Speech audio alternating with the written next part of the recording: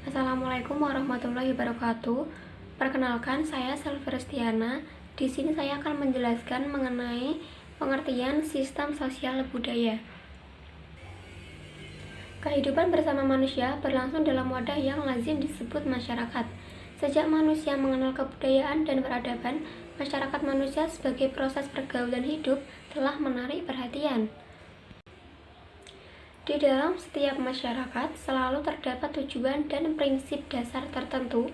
Sebagian besar anggota masyarakat menganggap serta menerimanya sebagai suatu hal yang mutlak benar. Suatu sistem sosial pada dasarnya adalah suatu sistem daripada tindakan-tindakan yang terbentuk dari interaksi sosial yang terjadi di antara berbagai individu yang tumbuh dan berkembang secara tidak kebetulan. Dengan pengertian lain, sistem sosial adalah sistem kemasyarakatan sebagai wadah kehidupan bersama manusia yang berproses dapat berdiri atas beberapa subsistem, yaitu subsistem politik, ekonomi, sosial, budaya, hukum, dan lain sebagainya. Kehidupan sosial berlangsung di dalam suatu wadah yang disebut dengan masyarakat. Menurut Talcott Parsons, ciri-ciri sistem sosial yaitu sebagai berikut. Yang pertama, dua orang atau lebih yang saling mempengaruhi. Yang kedua, mereka memperhitungkan bagaimana orang lain bertindak. Dan yang ketiga, kadang-kadang mereka bertindak bersama-sama untuk mengejar tujuan yang sama.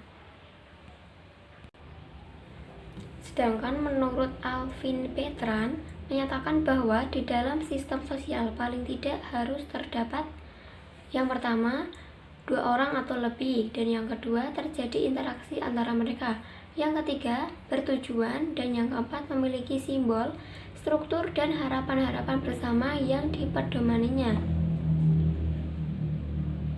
Pokok pikiran yang dirumuskan dalam ciri-ciri sistem sosial tersebut pada dasarnya dapat dikembalikan pada gejala sosial.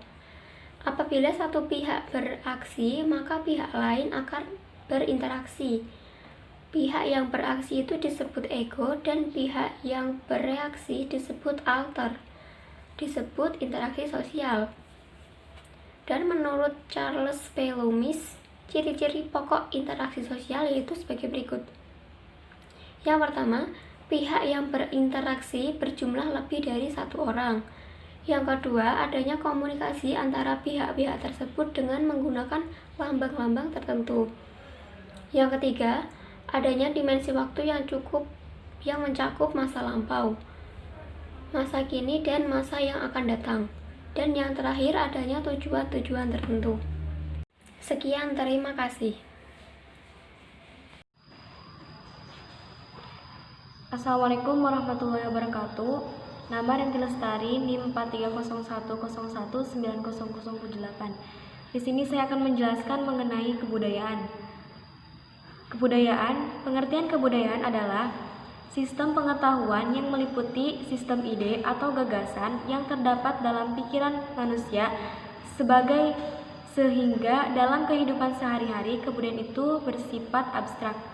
Sedangkan perwujudan kebudayaan adalah benda-benda yang diciptakan oleh manusia sebagai makhluk yang berbudaya, berupaya berperilaku, dan benda-benda yang bersifat nyata, misalnya pola-pola perilaku, bahasa, perawatan hidup, organisasi sosial, religi, seni, dan lain-lain.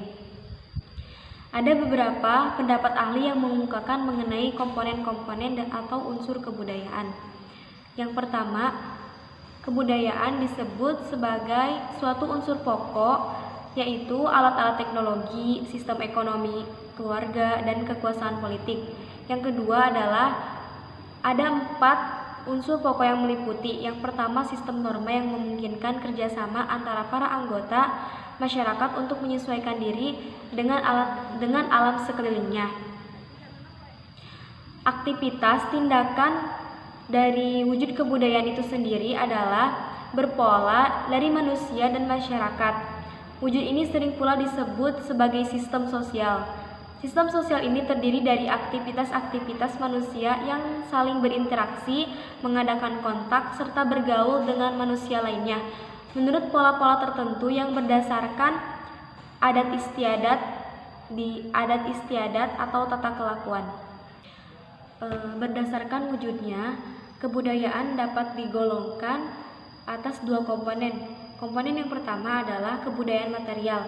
Kebudayaan material yang mengacu pada semua ciptaan masyarakat yang nyata serta konkret.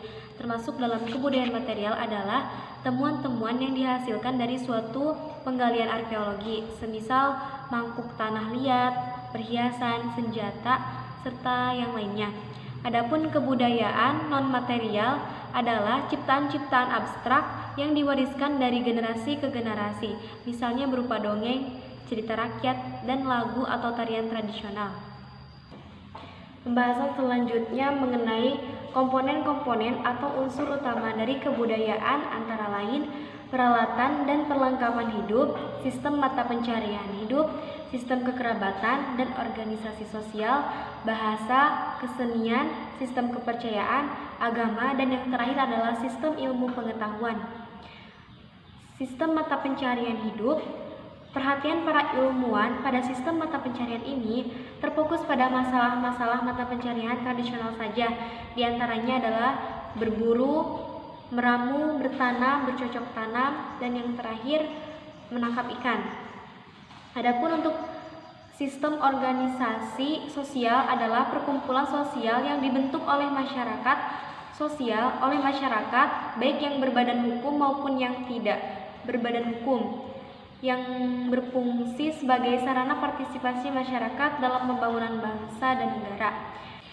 Yang ketiga, bahasa adalah alat atau perwujudan budaya yang digunakan manusia untuk saling berkomunikasi atau berhubungan, baik lisan, tulisan maupun gerakan atau isyarat, dengan tujuan menyampaikan maksud hati, kemauan kepada lawan bicaranya atau orang lain. Yang keempat, kesenian mengacu pada nilai keindahan estetik yang berasal dari ekspresi hasrat manusia akan keindahan yang dinikmati dengan mata ataupun telinga. Yang kelima, mengenai agama tradisional atau terkadang disebut sebagai agama nenek moyang, dianut oleh sebagian suku pedalaman di Asia, Afrika, dan Amerika. Pengaruh mereka cukup besar, mungkin bisa dianggap telah menyerap ke dalam kebudayaan atau bahkan menjadi agama negara seperti agama Shinto. Yang terakhir, sistem ilmu pengetahuan. Secara sederhana, pengetahuan adalah segala sesuatu yang diketahui manusia tentang benda, sifat, keadaan, dan harapan.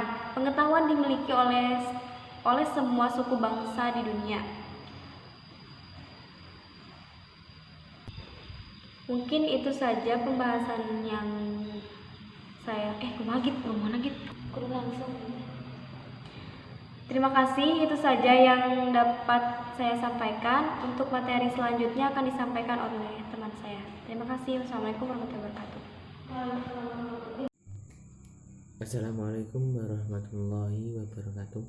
Di sini saya akan menerangkan tentang kebudayaan. Sejak abad ke-18, beberapa kritik sosial telah menerima adanya perbedaan antara kebudayaan dan tidak berkebudayaan. Tetapi perbandingan itu, berkebudayaan dan tidak berkebudayaan, dapat menekankan interpretasi, perbaikan, dan interpretasi pengalaman sebagai perkembangan yang merusak dan tidak alami, yang mengaburkan dan menyimpangkan sifat dasar manusia. Kemudian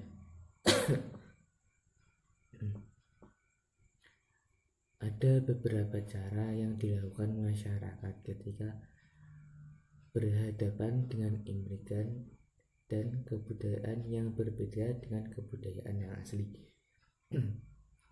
Yang pertama yaitu monokulturalisme, yaitu pemerintah mengusahakan terjadinya asimilasi kebudayaan sehingga masyarakat yang berada kebudayaan menjadi suatu dan saling bekerja sama.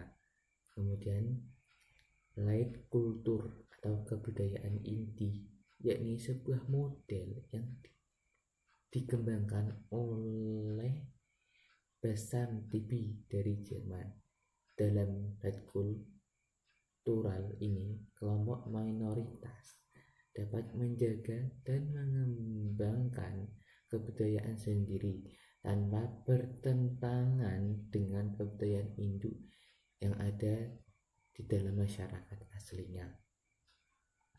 Kemudian melting pot, yakni kebudayaan imigran atau saling berbaur dan bergabung dengan kebudayaan asli tanpa campur tangan pemerintah. Dan selanjutnya yaitu multikulturalisme, yakni sebuah kebijakan yang mengharuskan imigran dan kelompok minoritas untuk menjaga kebudayaan mereka masing-masing dan berinteraksi secara damai dengan kebudayaan induk. Selanjutnya, definisi kebudayaan merupakan menyebarnya unsur-unsur kebudayaan dari satu tempat ke tempat lain yang menyebabkan tempat-tempat tersebut memiliki kesamaan. Walaupun demikian, tersebarnya unsur-unsur kebudayaan dapat saja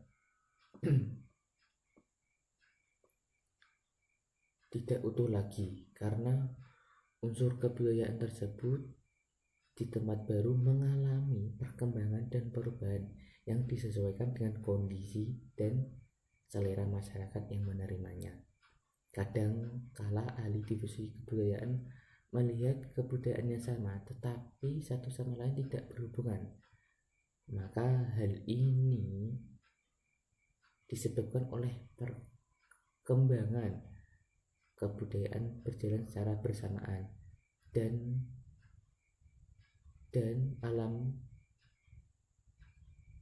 alam memberikan kemungkinan untuk ditanggapi manusia sehingga manusia membentuk kebudayaannya. Hal ini terjadi pula di tempat lain dengan kondisi alam yang sama. Akibatnya terjadilah kesamaan budaya. Terima kasih. Wassalamualaikum warahmatullahi wabarakatuh.